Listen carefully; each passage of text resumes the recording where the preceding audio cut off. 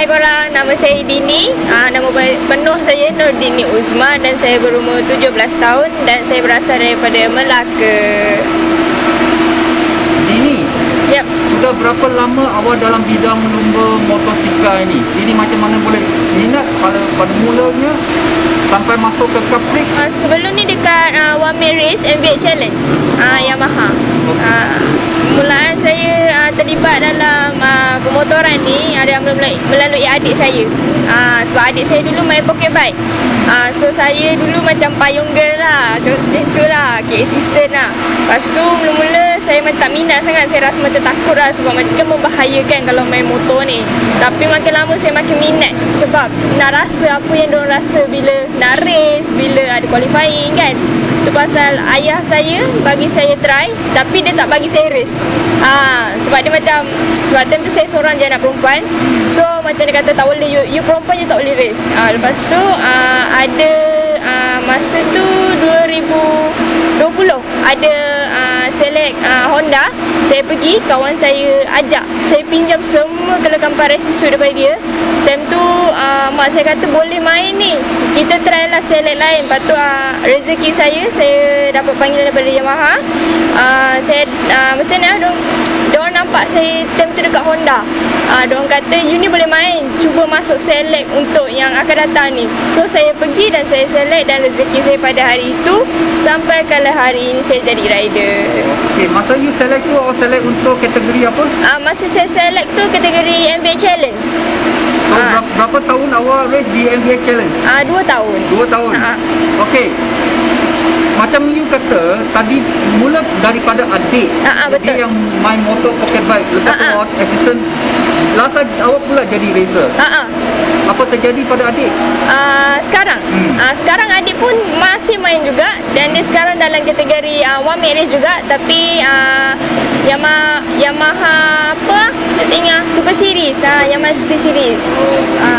So 2 tahun dalam MVX Challenge. Apa perasaan pada tahun pertama awak? Tahun pertama agak mencabar juga sebab time tu semua lelaki dan hanya ada 2 perempuan termasuk saya. Dan mental kena kuat jugalah. Masa first race agak mencabar juga sebab first time dan tak ada pengalaman langsung tentang dalam bidang pemotoran ni lah. Dan bila dah 5 round, 6 round tu dah start okey lah. And then tahun kedua baru start naik improvement lah. So dalam tahun pertama, apa cabaran yang paling awak rasa paling suka dalam MVX race tu? Nak kena serasi dengan motor. Sebab MVX ni satu berat dan tak ada gearing. So time tu saya pun kecil. Saya masa starting pun jengkek kanan kiri. Time tu agak mencabar jugalah, kita yang kecil kena bawa motor besar. Itu cabaran paling pertama juga. So dari cabaran tu ada tak, you ada buat macam physical training ke apa ke untuk kuatkan badan awak supaya kamu boleh mengendalikan motor seberat MVX tu? Sebenarnya kita tahu MVX tu berat tu. Berat. Lagi berat pada motor ini. Betul. Lagi berat. So macam mana awak atasi masalah untuk handling motor tu? Saya tetap juga training pakai motor gearing. Tapi masa awal saya main MVX, saya training pakai motor Avantis. Tapi berat dia lebih kurang, cuma dia ringan sikit lah. Cuma saya macam tiap kali training tu ikut position untuk skuter. Sebab position dekat atas motor gearing dengan skuter tak sama. So training and then ibu kata dah stop dekat skuter, bawa pula gearing supaya kita bila kita bawa yang lebih laju, kita akan lebih senang nak bawa yang kurang sikit daripada lajuan yang kita selalu bawa. Kamu 2 tahun di MVX Challenge.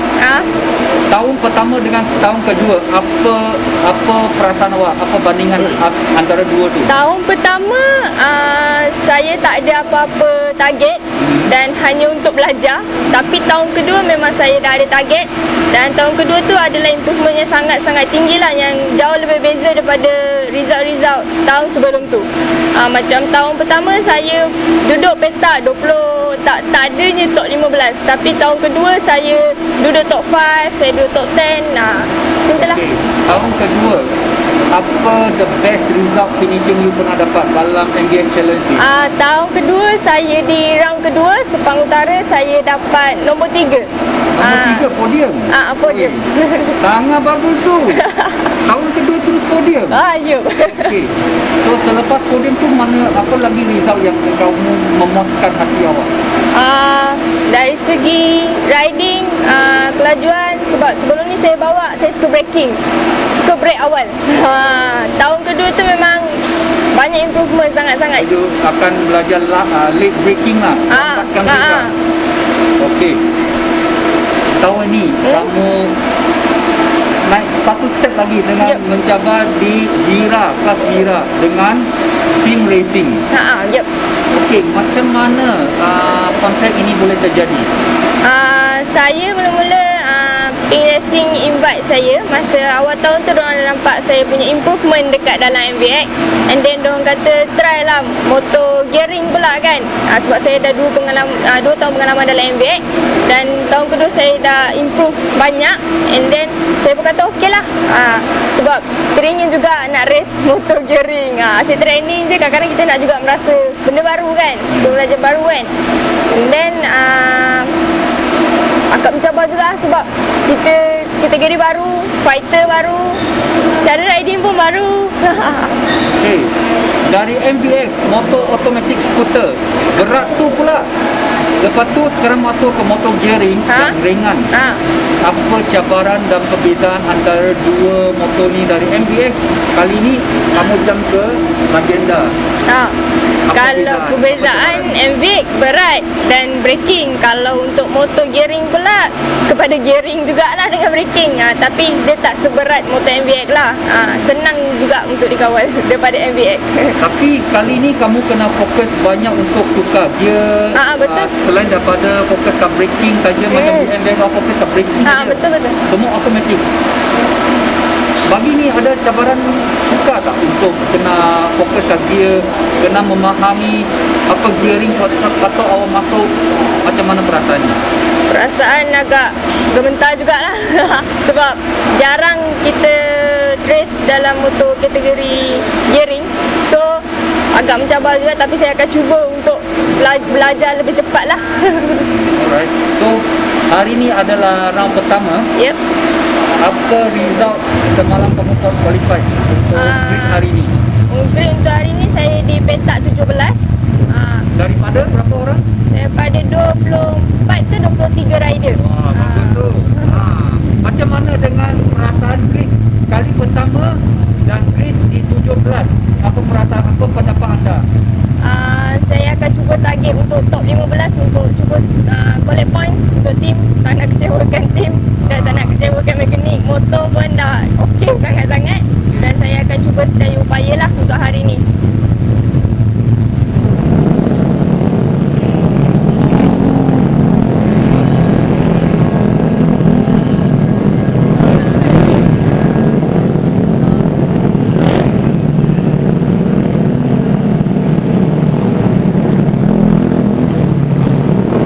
Inilah kategori tahun sebelumnya. Tahun sebelum ni. Jadi apa perasaan awak tengok sekarang? Kamu itu adalah kategori sebelum ni kamu ada di dalam. Apa perasaan kamu sekarang? Nampak budak-budak dalam MVX dan kamu sekarang ada di Bira. Tak tahu nak cakap macam mana. Tak kata sedih tu adalah sikit yang kita nak tinggalkan pengalaman kita 2 tahun dan permulaan kita daripada situ. Tapi kena tinggalkan juga untuk kita lebih lagi ke atas.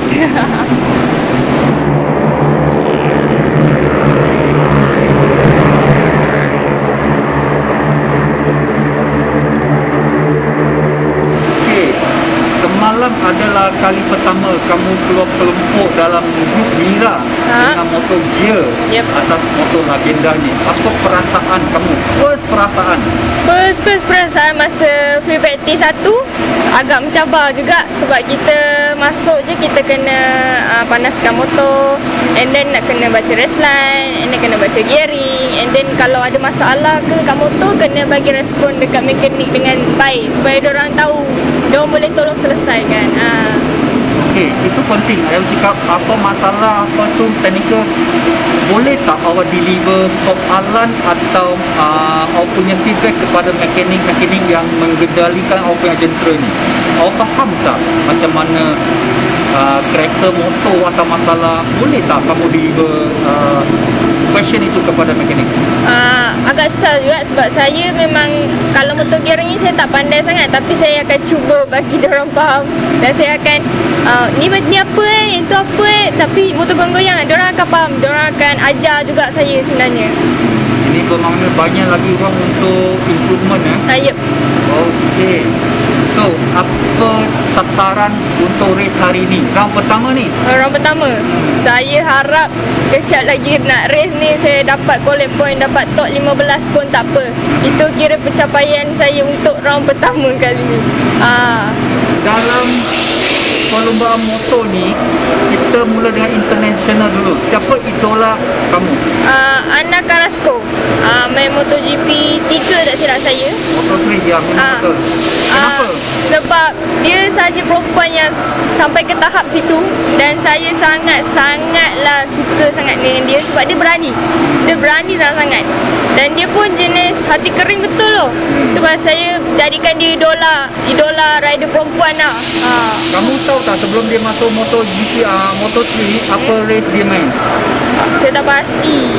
Dia main Kawasaki 350cc. Okay, sebenarnya sebelum ni banyak rider perempuan juga dalam Moto3. Sebelum ni Moto2 pun pernah ada.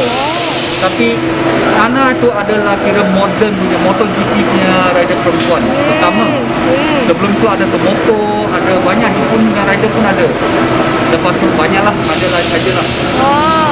Jadi idola pelumba tempatan, siapa idola kamu? Kalau pelumba dalam Malaysia kan?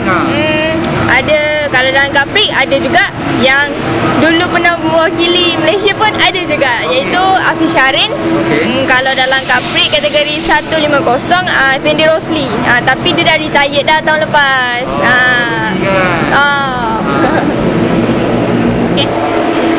Okay, thank you kepada Kazito Garas sebab sudi interview saya hari ini.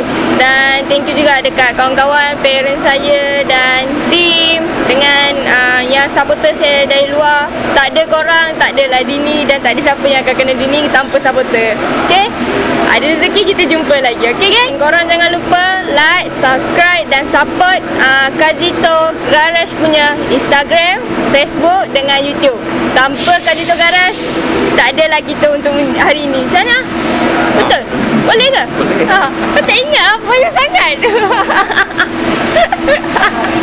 Saya lupa. Aduh. Bye-bye.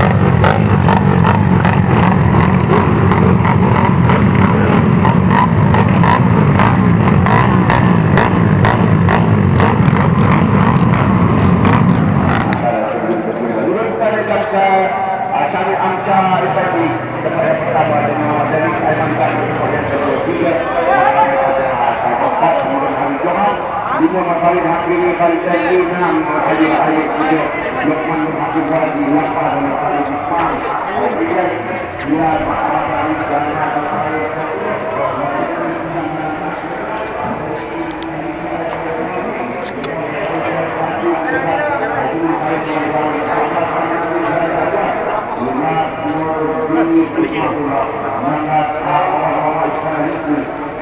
Terima kasih.